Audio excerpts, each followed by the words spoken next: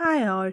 சோம்பேறி சிக்கன் எப்படி பண்ணலான்றத பார்க்கலாமா? ஃபர்ஸ்ட் வந்துட்டு நல்லா சிக்கன் வாங்கி அதை வாஷ் பண்ணிவிட்டு அது கூட கொஞ்சம் பெரிய பெரிய சைஸில் பெரிய வெங்காயம் அண்ட் கேப்சிகம் போட்டு தென் வந்து இஞ்சி பூண்டு பேஸ்ட்டு ஆட் பண்ணிவிட்டு நான் இன்ஸ்டன்ட் 65 மசாலா எடுத்திருக்கேன். நீங்கள் உங்களுக்கு இருக்கிற பிராண்ட் எது வேணாலும் எடுத்துக்கலாம்.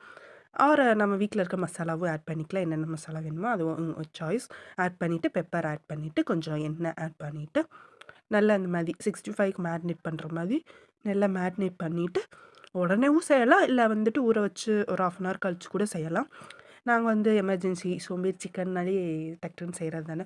ஸோ டக்குன்னு வந்துட்டு இது மாதிரி மசாலா போட்டு பரட்டிட்டு ஸ்டவ்வில் தூக்கி வச்சாச்சு.